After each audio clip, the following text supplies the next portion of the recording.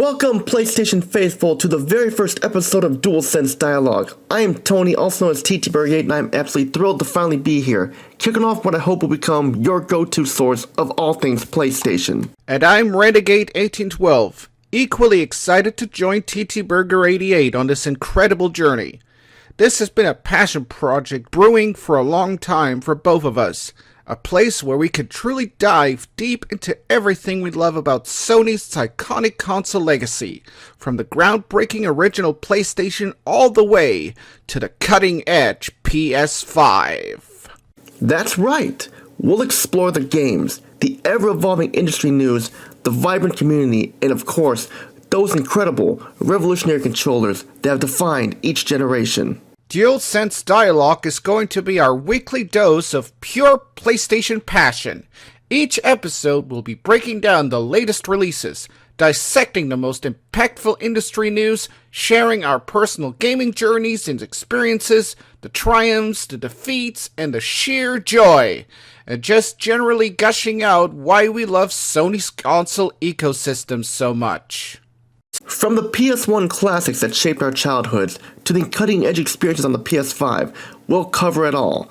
Our goal here is simple: to create a welcoming space for thoughtful discussion, a bit of friendly debate, and a whole lot of shared excitement. Whether you're a day one PlayStation veteran who remembers the original gray box, a more recent convert who jumped in with a PS4, or someone who just picked up their very first PS5, we truly hope you'll find something to enjoy, learn, and connect with here on DualSense Dialogue. So grab your favorite controller, let's get settled in and get started, ladies and gentlemen.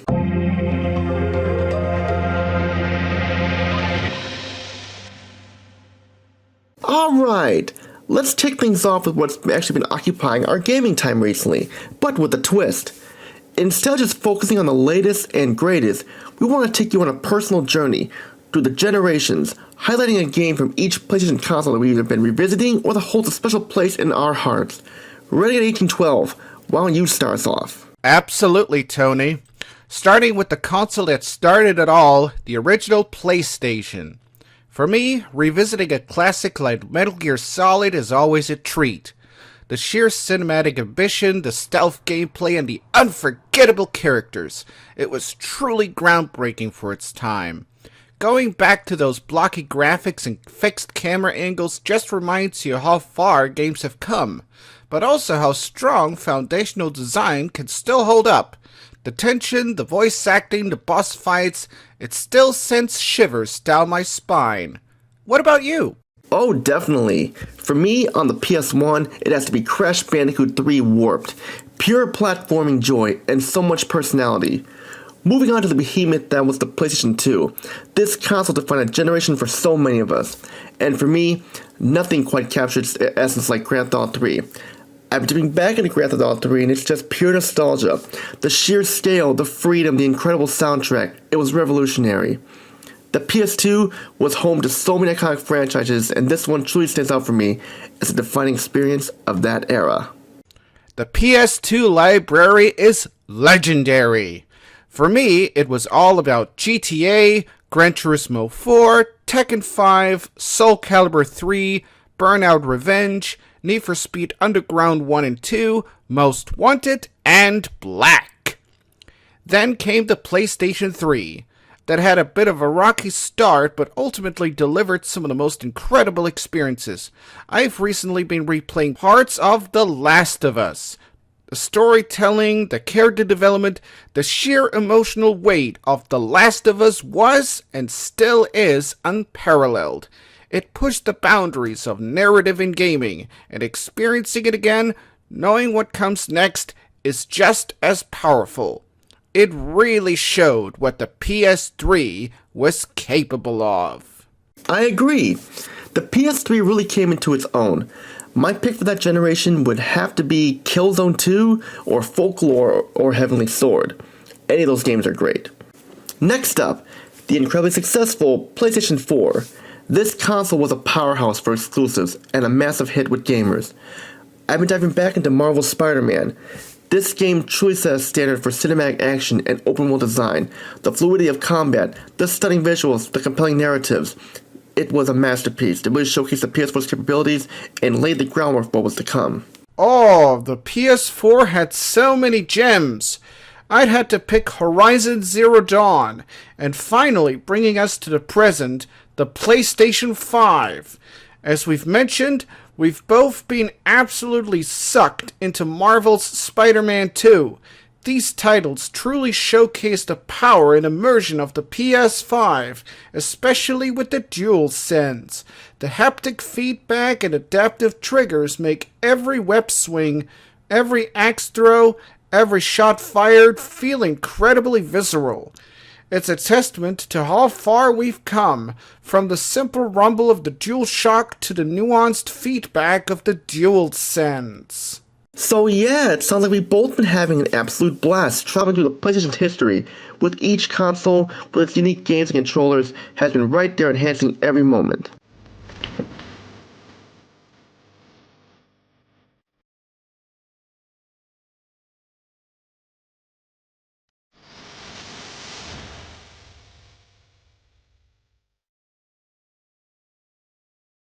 Alright, let's get to the real heart of our first episode.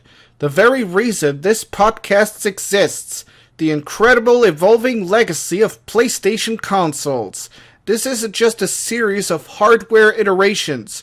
It's a genuine saga of innovation, risk-taking, and ultimately shaping the landscape of modern gaming.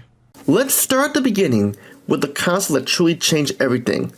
The original PlayStation, released in North America in September of 1995. Before the PS1, Nintendo and Sega dominated the console space. Sony, originally partnering with Nintendo on a CD-ROM add-on for the Super Nintendo, famously broke away and decided to go it alone. And what a decision that was. The PS1 introduced CD-ROMs as the standard for games, allowing for larger, more cinematic experiences with full motion video and pre-rendered backgrounds. It was sleek, it was powerful for its time, and its marketing was edgy. It brought gaming into a more mature, mainstream light. Think about the impact of games like Final Fantasy VII, Metal Gear Solid, Resident Evil, and Gran Turismo. These weren't just games, they were cultural phenomena that cemented PlayStation's place in history. The original controller, while lacking analog sticks initially, was comfortable and iconic, paving the way for the DualShock. Then came the undisputed king, the PlayStation 2, launched in North America in October of 2000. This console wasn't just a game machine, it was a Trojan horse. It launched with a built-in DVD player at a time when standalone DVD players were expensive, making it an incredibly attractive entertainment hub for families. This gave it a massive advantage, and it went on to become the best-selling home console of all time, selling over 155 million units. The PS2's library is legendary. Grand Theft Auto 3, Metal Gear Solid 2 and 3, God of War, Kingdom Hearts, Final Fantasy X, Jak and Daxter, Ratchet & Clank, Silent Hill 2, the list goes on and on. It cemented Sony's dominance and truly showcased the power of its first-party studios. The DualShock 2 refined the original design, adding pressure-sensitive buttons for even more nuanced control. Next, we arrive at the PlayStation 3, which launched in November 2006. This console had a much rockier start. It was expensive, initially difficult for developers to work with due to its complex cell processor, and faced stiff competition from Microsoft's Xbox 360. However, Sony persevered. They eventually lowered the price and made the console more developer-friendly, and most importantly delivered an incredible, absolute lineup of exclusives that truly showcased its power. Games like Uncharted 2 Among Thieves, The Last of Us, God of War 3, Heavy Rain, and Metal Gear Solid 4 became benchmarks for graphical fidelity and storytelling. The PS3 also introduced the PlayStation Network as a robust online service, and the DualShock 3, which brought back Rumble after the 6-axis only initial launch. It was a console that proved resilience and ultimately delivered a fantastic... And then the triumphant return to form with the PlayStation 4, launched in November 2013. After the PS3 struggles, Sony came out swinging with the PS4. It was powerful, developer-friendly, and crucially launched at a more competitive price point than its direct competitor. The PS4 focused heavily on gaming, making it the primary selling point. It quickly became the dominant console of its generation, selling over 117 million units. The library is filled with modern classics: God of War from 2018, Marvel's Spider-Man, Horizon Zero Dawn, Bloodborne, Uncharted 4, The Last of Us Part 2, Ghost of Tsushima. The list is absolutely stacked with critically acclaimed and commercially successful titles. The DualShock 4 was also a significant improvement, introducing the touchpad as a share button and much improved ergonomics, setting the stage for the next leap. Which of course brings us to the PlayStation 5, launched in November 2020. Building on the PS4's success, the PS5 brought blazing fast SSDs, 3D audio, and most notably, the DualSense controller. This controller, as we discussed, is not just an evolution, it's a revolution in tactile feedback. The haptic feedback and adaptive triggers are truly game changers, making games feel more immersive than ever before. From the PS1's groundbreaking use of CDs to the PS5's immersive DualSense, PlayStation has consistently pushed boundaries, and that's why it holds such a special place in the hearts of millions of gamers worldwide. It's truly a testament to a legacy built on innovation and incredible games.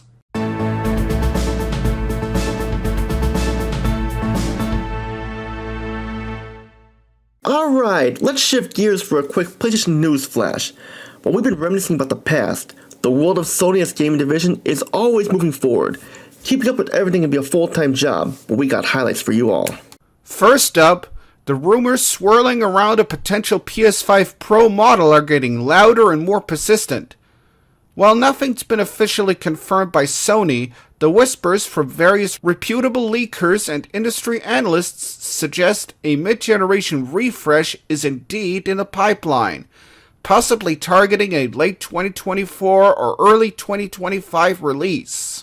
What's our take on that, Renegade1812? It feels almost inevitable, doesn't it? As games get more graphically demanding and developers push the boundaries of what the current PS5 hardware can do, a mid-gen refresh makes a lot of sense. I'm cautiously optimistic, hoping for a genuine performance boost, perhaps more stable 4K at higher frame rates or even better ray tracing capabilities, rather than just minor tweaks. I agree. It'll be interesting to see if they can maintain the current price point, or if this will be a premium offering for those who demand the absolute best performance. My biggest question is, how will it impact game development? Will it lead to a new tier of pro-enhanced games, or will it simply ensure smoother experiences for existing and upcoming titles? We'll have to wait and see, but our wallets are already bracing themselves. Definitely. And speaking of new releases and keeping our libraries fresh, the latest PS Plus Essential games have just been announced. This month, subscribers are getting Stellar Blade and Helldivers 2. What do you think of this month's lineup, Renegade1812? This month's lineup feels pretty solid if you ask me. Stellar Blade is a classic that many might have missed, offering a fantastic experience for newcomers, while Helldivers 2 offers something completely different, perhaps a niche genre or a hidden gem that could surprise a lot of people. I always appreciate when they offer a mix of genres and experiences. It keeps the library fresh for subscribers and encourages people to try games they might not have picked up otherwise. It's a great way to discover new favorites without breaking the bank. And finally, a quick note on PlayStation's continued push into PC ports. We've seen more and more fantastic first-party titles like Horizon Forbidden West and God of War making their way to PC, often with enhanced visuals and performance options. This strategy seems to be paying off for Sony, expanding their reach, introducing their incredible IPs to a whole new audience. While some purists might lament the loss of console exclusivity, I see it as a net positive. It brings more eyes to PlayStation's amazing games, and often those PC players eventually invest in a PlayStation console for the day one exclusives or the convenience. It's a smart long-term play in our opinion, building a broader brand presence.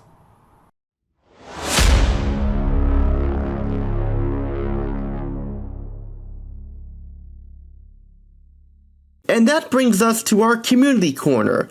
Since this is our first episode, we don't have listener questions or comments to read out just yet. But trust us, that's going to change very soon.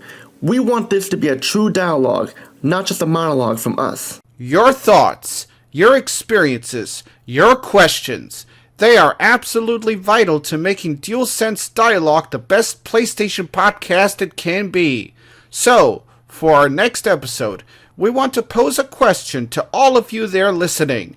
It ties directly into our main discussion today. What is your favorite PlayStation console generation and why? Was it the games, the community, a specific memory, or something else entirely that made the generation special for you? We want to hear your personal stories and examples.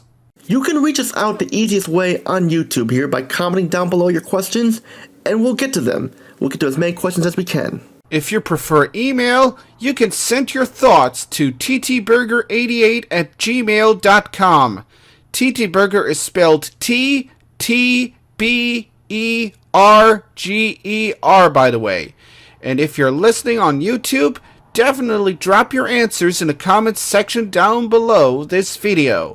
We'll be reading through everything and would absolutely love to feature your thoughts and opinions on a future episode of DualSense Dialogue. Let's get this conversation started. And that, our friends, is a wrap-up for the inaugural episode of DualSense Dialogue. Wow, that flew by. Thank you so much for tuning in, for giving us a listen, and for joining us on this exciting new journey into the world of PlayStation. We truly appreciate your support in getting this podcast off the ground. It's been an absolute blast diving into our content gaming habits across generations, dissecting the incredible history of PlayStation consoles from the original to the PS5, and catching up to the latest PlayStation news. We sincerely hope you enjoyed our first foray into the world of PlayStation podcasting. Before you go, please do us a huge favor. Subscribe, comment down below, give us a like, and hit the notification bell so you won't miss any episodes. Subscribing ensures you won't miss future episodes, and a quick rating and review from your platform of choice would also mean the absolute world to us. It helps the podcast reach more PlayStation fans like you. Next time on DualSense Dialogue, we'll be taking a deep dive into the future of PlayStation VR 2 and its potential impact on immersion. You won't want to miss it. Until then, keep those DualSense controllers charged, keep exploring those incredible virtual worlds, and most importantly, happy gaming. See ya!